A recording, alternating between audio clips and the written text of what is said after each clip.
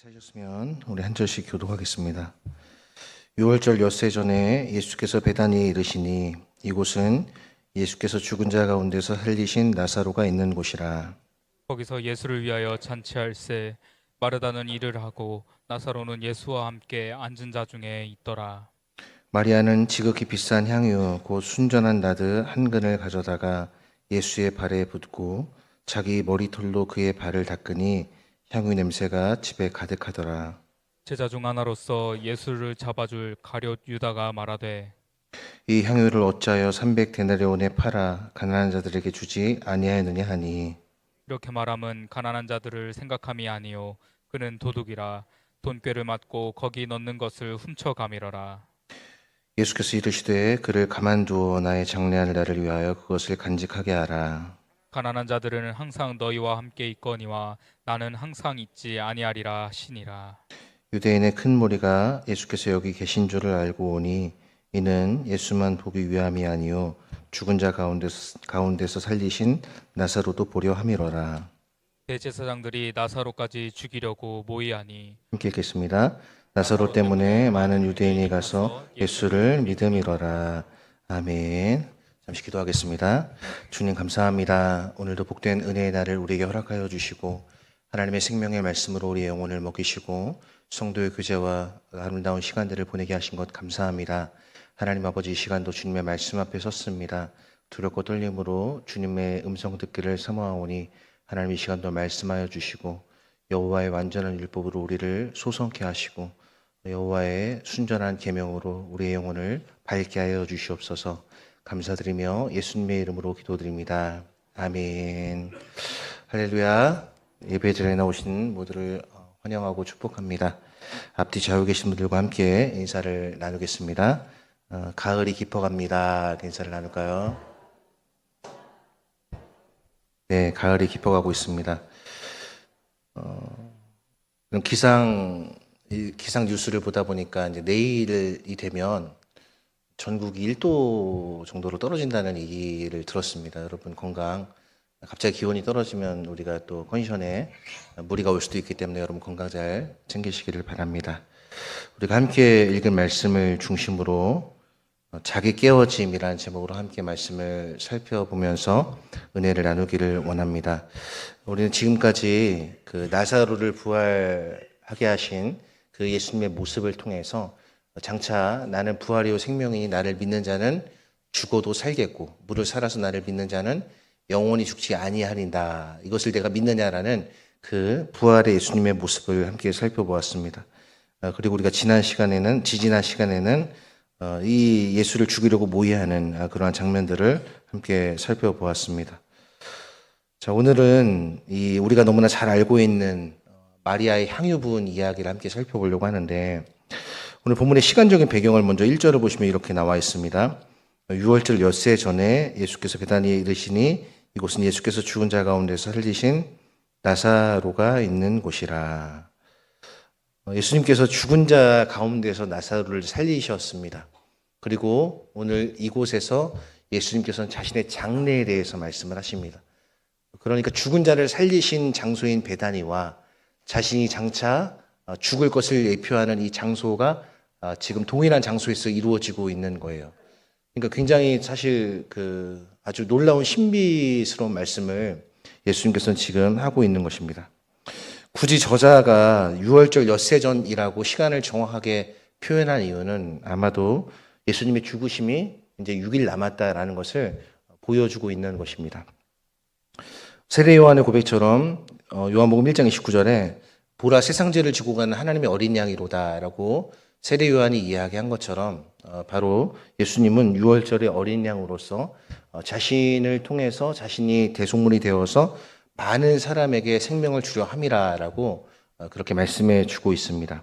그러므로 지금 이 시간적인 배경은 예수님께서 이제 죽으실 날이 6일 앞으로 다가왔다라는 것을 이 글을 읽는, 이 성경을 읽는 많은 독자들에게 알려주고 싶어 하는 것입니다.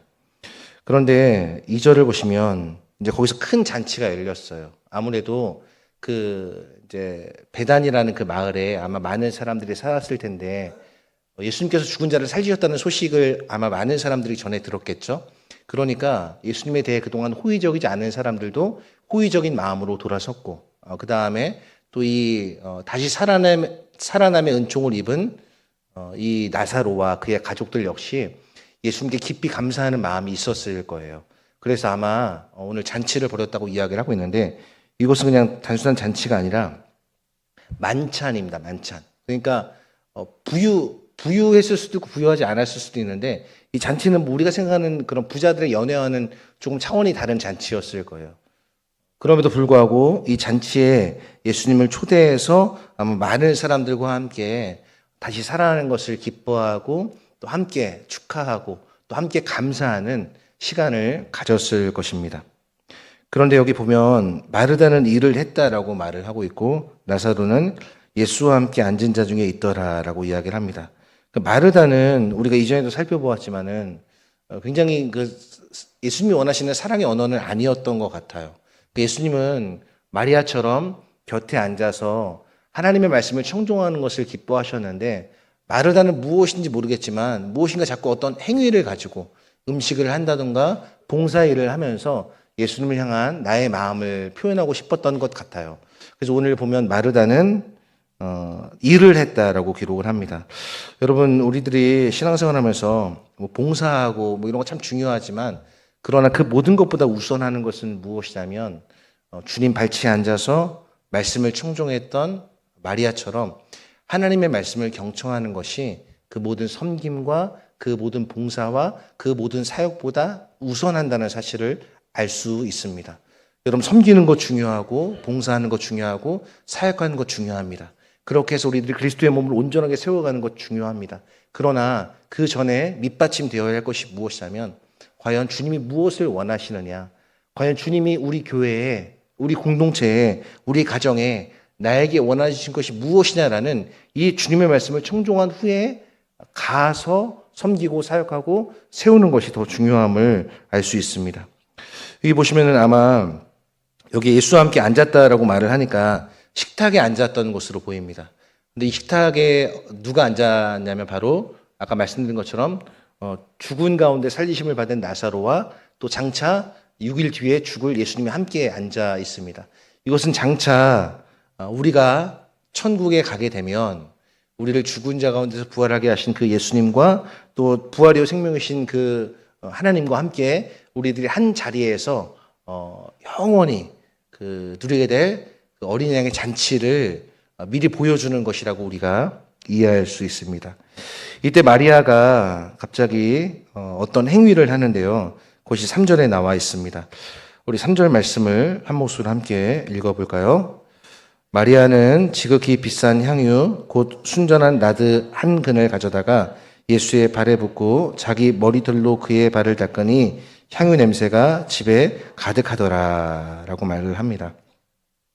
여기서 이 마리아의 행동은 다른 복음서를 보게 되면은 굉장히 예수님께서 인정하시고 이 여자의 행위는 모든 복음이 전파되는 곳에 함께 전파를 하라라고 말씀을 하십니다. 그렇다면 과연 이 마리아의 행동이 무엇이었길래 예수님께서 이렇게 극찬을 아끼지 아니하셨는가를 생각해 보아야겠죠. 먼저 마리아는 지극히 비싼 향유를 하나님께 드렸습니다. 예수님께. 그래서 곧 순전한 나드 한 근을 가져다가라고 말을 하고 있는데, 자, 이것을 제가 찾아보니까 여기서 한 근이라는 표현은 어느 정도일까요, 여러분? 어느 정도가 될까요? 제가 찾아보니까 약 그람수로 환산을 하면은 한 327g에서 329g. 그러니까 이게 잘 와닿지 않죠? 더 와닿게 제가 말씀을 드릴게요. 이 향유의 가치를 생각해 보면은 좀 쉽습니다. 이 향유의 가치는 오늘 그 가룟유다가 300데나리온에 팔아서 가난한 사람들에게 나눠주지 않느냐라고 그렇게 비난을 하고 있잖아요.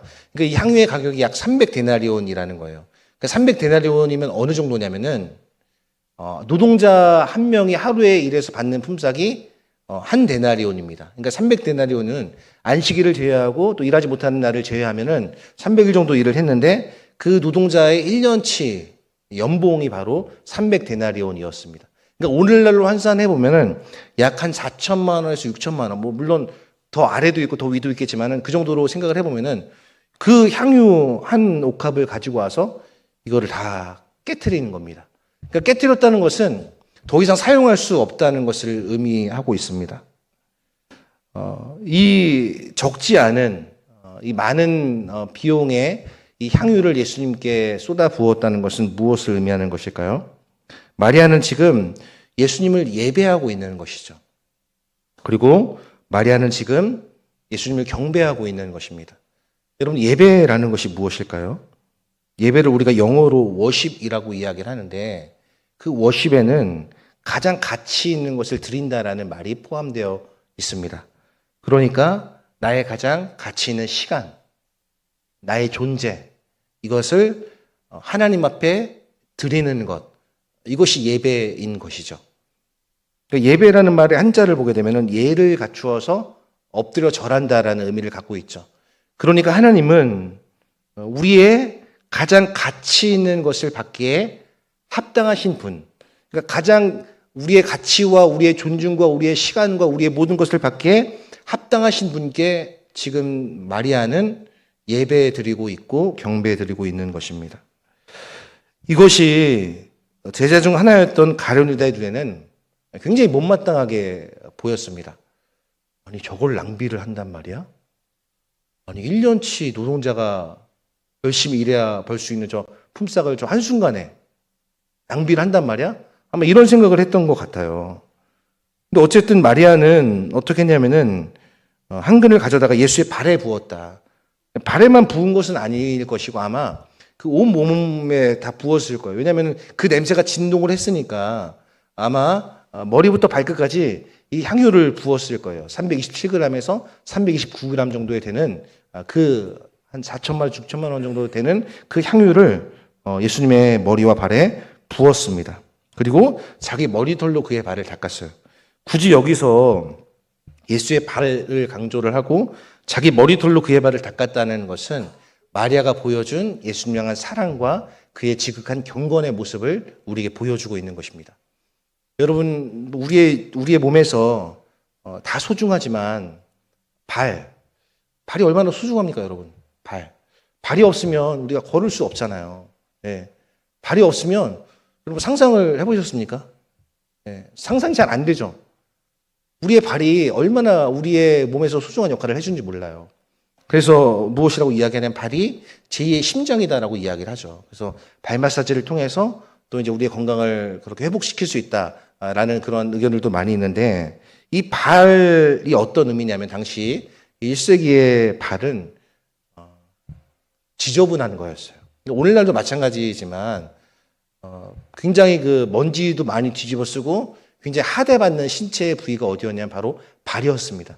근데 이 머리로부터 흘러내리는 향유가 발까지 닿게 되고 이 발을 또 자신의 머리털로 닦았다는 것은 예수님을 이 마리아가 얼마나 사랑했는지 그리고 얼마나 존중했는지 또 얼마나 예수님 향한 사랑이 돈으로 환산할 수 없을 정도의 사랑이었는가를 우리에게 보여주고 있는 것입니다.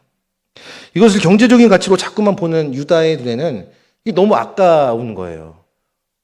저 돈이면은 가난한 사람들을 도와줄 수 있을 텐데, 가난한 사람들을 위해서 복지와 여러 가지 혜택과 여러 가지 유익을 끼칠 수 있을 텐데 왜 저렇게 낭비를 하는 것일까라고 가룟 유다는 생각했다고 성경이 말을 합니다. 근데 오늘 4절을 보니까 이 가룟 유다가 어떤 존재인가를 이렇게 말을 하고 있습니다. 바로 예수를 잡아줄 가룟 유다. 여러분 사도행전 말씀을 보면은 사도행전 1장 16절에 이런 말씀이 있습니다. 우리 같이 한번 읽어볼까요? 시작. 형제들아, 성령이 다윗의 입을 통하여 예수 잡는 자들의 길잡이가 된 유다를 가리켜 미리 말씀하신 성경이 응하였으니 마땅하도다. 자, 여기 보면은 예수 잡는 자들의 길잡이가 된 유다라고 나와 있습니다. 여러분, 길잡이라는 것은 굉장히 중요하죠. 길잡이. 우리를 안내해 주는 것, 우리를 올바로 가르쳐 주는 것이 길잡이인데 이 유다는 어떤 사람이었냐면 예수 잡는 자들의 길잡이가 되었던 사람이었습니다. 저는 우리 모두가 예수님을 모르는 사람들에게 예수님을 안내해 주는 그런 길잡이가 되기를 바랍니다. 그러니까 저와 여러분들이 생명으로 인도하는 길잡이가 되어야지 누군가를 위험에 빠뜨리거나 누군가를 멸망의 길로 그렇게 이끄는 가룟 유다와 같은 길잡이가 아니라 생명길로 인도하는 생명의 빛으로 인도하는 그런 길잡이가 되어야 되는 것이죠. 그래서 가룟 유다가 아까 제가 말씀드린 것처럼 이렇게 말을 합니다. 어찌하여 300데나리온에 팔아 가난한 자들에게 주지 아니하느냐. 여러분들은 지금 이 유다가 지금 이런 분위기 속에서 어떻게 말을 했을 것 같으세요? 아마 분위기를 깼을 거예요. 분위기가 굉장히 고요하고 엄숙하고 또 예수님의 말씀처럼 지금 장례를 예비하고 있는 것이잖아요. 그런 엄숙한 시간에 아마 이 가룟 유다가 분위기를 확 깼을 겁니다. 아마 소리가 났으면 유리가 깨지는 소리가 났을 거예요. 그 얘기가 뭡니까? 아니, 이 300데나리온이면은 얼마나 많은 사람들을 도울 수 있고 얼마나 많은 일들을 할 수 있는데 이것을 그냥 허비하고 있느냐라고 이야기를 하고 있죠. 여러분, 이처럼 은혜에서 멀어진 자들은 이 관점 자체가 다릅니다. 이 마리아에게 여러분 이 돈이 아깝지 않았겠어요? 이 돈이 필요하지 않았겠어요? 이 돈이 있었으면 아마 또 다른 일을 할 수 있었을 거예요. 그런데 이 마리아에게는 그것보다 예수님을 사랑하고 예수님을 경배하고 그 예수님을 향한 그 마음의 표현을 이렇게라도 하고 싶었던 거예요. 이렇게라도. 그러니까 헌신하고 싶었던 것이죠. 예수님의 죽으심을 예비하고 싶었던 거예요. 물론 마리아가 이것을 염두에 두고 이런 행위를 한 것인지 우리는 알 수 없습니다. 우리가 지지난주에 살펴본 가야바의 예언, 예수 한 사람을 통해서 우리가 예수 한 사람을 죽게 하고 많은 사람이 사는 것이 더 유익이지 않느냐라는 그의 예언이 오히려 그 예수님의 구속사역을 보여주는 선명한 예언이 이루어지는 것을 알려주는 것이 되었던 것처럼 오늘 이 마리아의 모습은 어쩌면 의도치 않게 그냥 마리아는 향유 한 옥합을 깨뜨려서 예수님이 기념한 것인데 이것이 장차 예수님의 장례를 기념하는 것이 될 줄을 알지 못하고 한 행동일 수도 있다는 거예요. 근데 결국 이 행위는 오늘 예수님께서 말씀하신 것처럼 장례한 나를 위해서 그것을 간직하게 하라라고 말씀하십니다. 자, 6절에 이 가룟 유다의 모습에 대해서 이렇게 말씀을 하고 있는데 이렇게 말하면 가난한 자를 생각함이 아니요 그는 도둑이라 돈꾀를 맞고 거기 넣는 것을 훔쳐가미로라. 지금은 다 이제 은행에 통장을 만들어두고 카드가 있어서 또 이제 스마트폰에 인터넷 뱅킹을 다 할 수 있어서 이렇게 하지만 뭐 당시에 뭐가 있었겠습니까? 그러니까 돈꾀가 있어서 그 돈꾀를 맡은 회계가 있었던 거예요. 그 회계가 이제 돈을 아마 큰 돈 같은 것들을 많이 만질 수 있었을 겁니다. 그런데 이 생각을 지금 마음속으로 가룟 유다가 하고 있었던 거예요. 아, 저 돈이면 내가 이렇게 저렇게 이것을 유용하고 이 돈을 착복할 수 있을 텐데 하는 마음이 이 가룟 유다의 마음에 싹트고 있었던 거예요. 그러니까 이미 이제 우리가 또 요한복음 13장에 살펴보겠지만은 이미 사탄이 가룟 유다의 마음에 그 악한 마음을 넣어준 거예요. 여러분 마음을 잘 지키셔야 됩니다. 우리나라 말에도 그런 말이 있죠. 뭐에 달려있다고 그러죠? 마음먹기에 달려있다고 하잖아요. 여러분 잠언 4장 23절이 뭐라고 말씀하고 있냐면은 무릇 지킬 만한 것보다 마음을 지키라고 말씀을 하고 있습니다. 이 마음이 생명의 근원이라고 말씀을 하고 있어요. 여러분들의 마음을 사단이 다스리지 못하도록 이 마음을 잘 지키셔야 돼요. 마음을 지키는 자가 성을 빼앗는 자보다 낫다고 그렇게 성경이 말씀하고 있는 거예요. 예수님께서는 이렇게 자신에게 향유옥합을 부은 마리아를 향해서 이렇게 칭찬을 하십니다. 그를 가만두어 나의 장례한 날을 위하여 그것을 간직하게 하라. 그 당시 1세기에는 장례 비용이 굉장히 많이 들었습니다. 오늘날은 장례 비용이 보통 뭐 다 다르겠지만 보통 1회 장례를 치르면 한 2천만 원 정도가 소요된다고 합니다. 그러니까 당시에도 굉장히 장례를 치르는데 비용이 많이 들었습니다. 근데 이 예수님의 장례, 당시 향유를 왜 뿌렸냐면은 시신이 부패를 하니까 부패하는 것을 방지하는 게 아니라 그 냄새가 이제 새어나가는 것을 막기 위해서 향유를 발랐던 것이죠. 지금 마리아의 행위가 바로 이런 행위인 것입니다. 그럼 여기서 우리는 무엇을 생각해 볼 수 있냐? 바로 향유를 깨트린 그의 헌신을 생각해 볼 수 있죠. 우리 시편 말씀을 함께 볼까요? 시편 51편 17절 말씀. 하나님께서 구하신 제사는 시작. 하나님께서 구하시는 제사는 상한 심령이라. 하나님이여 상하고 통회하는 마음을 주께서 멸시하지 아니하시리이다 라고 말씀하고 있습니다. 여러분 여기서 상한 심령이라는 말이 무엇이냐면 깨어진 마음을 말하는 거예요. 깨어진 마음. 그러니까 하나님께서 구하시는 마음은 온전한 마음, 깨어진 마음.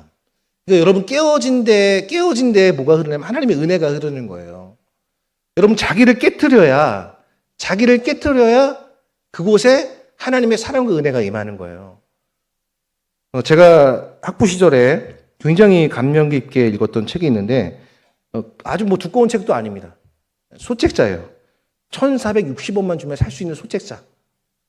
여러분 긴 책만 사람을 변화시키는 게 아닙니다. 길게 누군가를 만나도 의미 없는 만남이 될 수 있고 단 1분, 단 3분을 만나도 굉장히 영감과 어떤 삶의 결정적인 방향 전환을 일으킬 수 있는 만남이 있을 수도 있어요. 이 케파 샘팡기라는 사람이 쓴 형제를 위하여 깨어지는 삶이라는 책이 있습니다. 여기 앞에 보시면 보이는데요. 저 그림이 무엇을 의미하는지는 아직도 잘 모르겠어요. 근데 이제 저 책의 내용이 뭐냐면은 예수님께서 우리를 위해 죽으신 것은 우리의 경건을 위하여 죽으신 것이 아니라 우리의 관계를 위하여 죽으셨다라고 이야기를 해요. 저기 보면 여러 주인공들이 나오는데 그 주인공들이 서로 갈등을 겪으면서 뭘 깨닫냐면은 내가 깨워져야 되는구나라는 것을 깨닫습니다. 내가 깨워져야 되는구나. 그러니까 깨워진다는 것은 뭐냐면 희생을 말하는 것이죠. 희생. 예. 섬김을 말하는 것이죠. 그러니까 여러분 한 알의 이 씨앗이 죽어야 열매를 맺는다는 예수님의 가르침처럼 우리의 자아가 깨져야 그 속에서 그리스도의 은혜가 드러나게 되는 거예요. 이것은 우리 개인의 삶에만 적용되는 것이 아니라 우리 공동체에도 그대로 적용이 됩니다. 우리 목장도 마찬가지예요. 서로를 향한 희생적인 사랑, 그 다음에 나 중심의 이 개인주의를 넘어선 상대방과의 연합, 그 다음에 타인을 위해서 나 자신을 내어주는 삶. 여러분 아까 우리가 제일 마지막에 부른 그 소원이라는 찬양도 마찬가지지 않습니까? 내 가는 길만 비추기보다는 다른 사람의 길을 비추어 줄 수 있는 그 사랑, 그 사랑이 가장 좁은 길이고 가장 깊은 길이라고 노래하고 있잖아요. 그런 거죠. 그리고 이 깨어짐에는 단계가 있는데 첫 번째는 뭐냐면은 하나님 앞에서 깨지는 거예요. 아마 본문에는 드러나 있지 않지만 마리아는 하나님 앞에서 자신이 어떤 존재인지를 깨달았을 거예요. 그렇기 때문에 예수님을 향해서 그렇게 이 엄청난 비용의 그 향유를 아낌없이 부어드릴 수 있었던 것이죠. 하나님 앞에서 우리가 깨어지면 어떤 현상이 발생하냐면은 교만이 깨집니다, 여러분. 사람은요, 나 스스로 겸손하다고 생각하지만 굉장히 교만합니다. 저를 봐도 그래요. 제가 얼마나 교만한지 여러분들 보실 때는 그렇게 보이지 않아 보이실지 모르겠지만 그러나 굉장히 완고하고 굉장히 마치 목 디스크가 걸려갖고 목을 이렇게 할 수 없는 사람처럼 굉장히 굳어진 그런 마음이 제 안에 있다는 거예요. 그런데 이것이 하나님 앞에서 깨지면은 우리의 교만이 깨지게 되는 거예요. 와장창 깨지게 돼요. 그 다음에 하나님 앞에서 이제 두 손 두 발 다 드는 그러한 온전한 항복이 이루어지고 이렇게 되면 이제 형제 앞에서 여러분 하나님 앞에서 깨지는데 형제 앞에서 깨지는 게 어렵겠습니까? 우리 이웃 앞에서 깨지는 게 어렵겠어요? 그 이웃 앞에서 내가 내 실수였어요.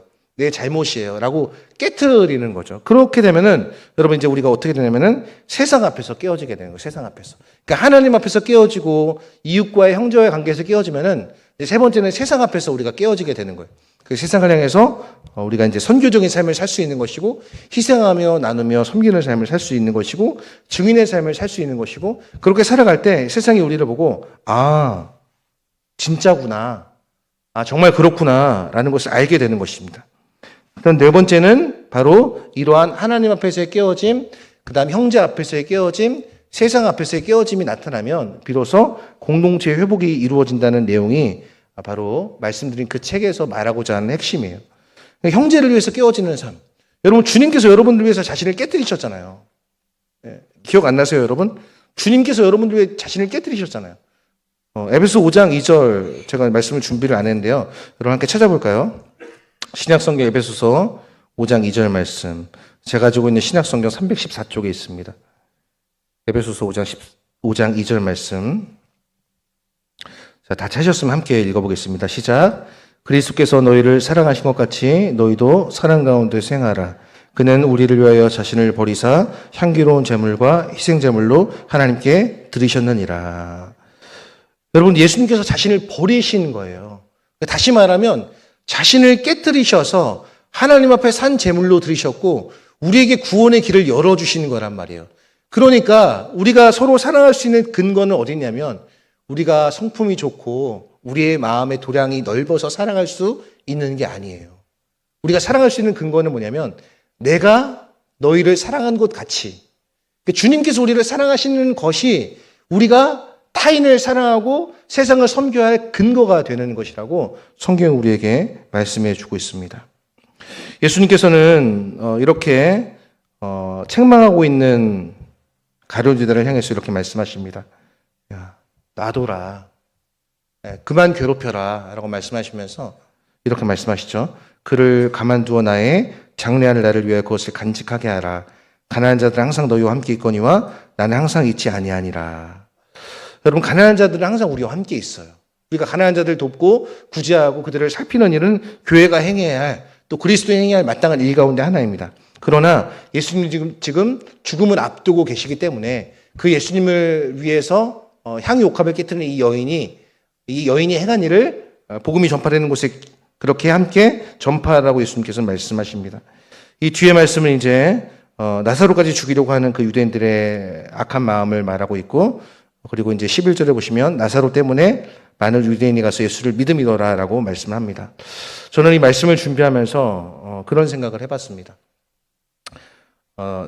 제가 나름 교회에서 또 목회자로 일을 하면서 많이 헌신한다고 생각을 했어요. 내가 전임 사역자로, 풀타임 사역자로 그렇게 많이 하나님 앞에 헌신한다고 생각을 했어요. 그런데 오늘 마리아의 이 헌신을 보면서 내가 하는 게 이게 헌신일까? 물론 헌신이겠죠. 네.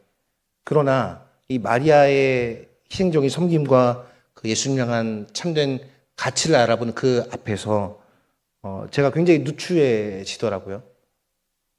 마리아는 예수님을 정확히 알았습니다. 이 말은 무엇이냐면 지금 예수님이 그리스도시잖아요. 그리스도라는 말의 뜻이 기름 부음을 받은 자잖아요. 근데 오늘 이 향유 옥합을 깨트린 거죠. 기름 부음을 받으신 그분 앞에 향유 옥합을 깨트림으로 예수님이 그리스도이심을 온전히 고백하고 있는 것이 바로 마리아가 보여줬던 가장 큰 경배의 모습이라는 거예요. 그러니까 아주 많은 돈을 들여서 예수님을 경배한 게 핵심이 아니라 바로 예수님이 누구신지 알고 그에 합당한 경배를 올려드렸다는 것이 바로 마리아가 보여주었던 가장 큰 가치요 핵심이라는 것이죠. 사도 바울을 보면 이렇게 고린도전서 15장 10절에서 고백을 하고 있습니다. 함께 읽어볼까요? 예, 함께 읽어보겠습니다. 주신 그의 은혜가 헛되지 아니하여 내가 모든 사도보다 더 많이 수고하였으나 내가 한 것이 아니요 오직 나와 함께 하신 하나님의 은혜로다 라고 말을 하고 있어요. 오직 나와 함께 하신 하나님의 은혜로다. 여러분, 진짜 주님의 그 사랑을 많이 받은 사람, 그리고 주님을 많이 사랑하는 사람은요, 자신을 내세우지 않습니다.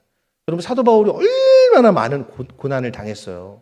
얼마나 많은 매를 맞고, 밤의 고통과 또 그다음 바다의 고통과 흑암의 고통을 얼마나 많이 겪었던 사람입니까? 그런데 그 사도 바울이 뭐라고 얘기해요? 내가 한 것이 아니라고 이야기를 하잖아요. 내가 헌신한 게 아니라고. 내가 수고한 게 아니라고. 그러면서 영광을 주님께 올려드리죠. 나와 함께 하신 하나님의 은혜다라고 말을 합니다. 우리 갈라디아서 2장 20절을 읽고 말씀을 정리하겠습니다. 갈라디아서 2장 20절 말씀 함께 읽을까요?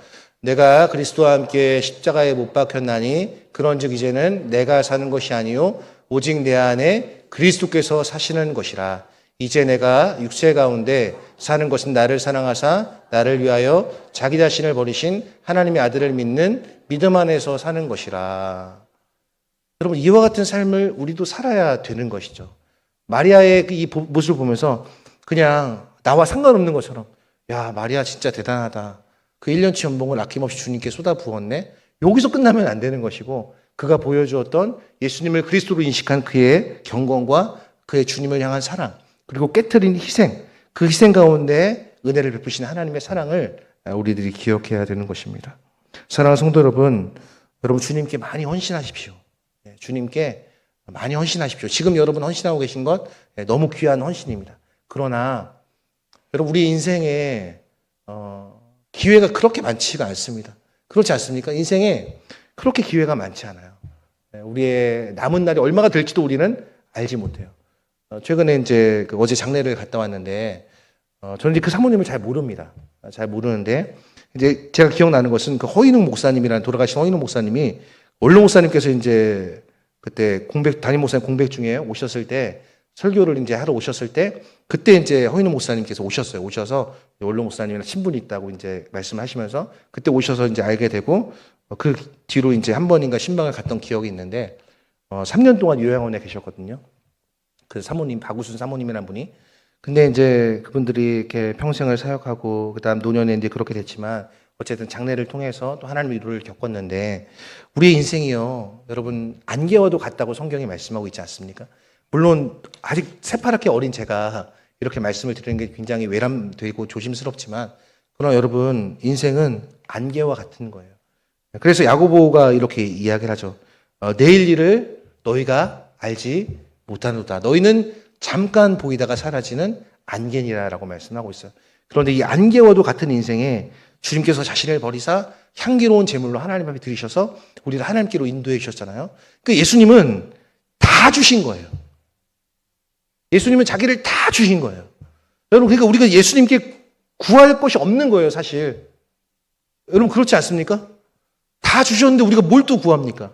예수님이 자신을 다 깨뜨리셔서 우리에게 전부 주셨는데 우리가 그 예수님께 더 구할 것이 무엇이 있습니까?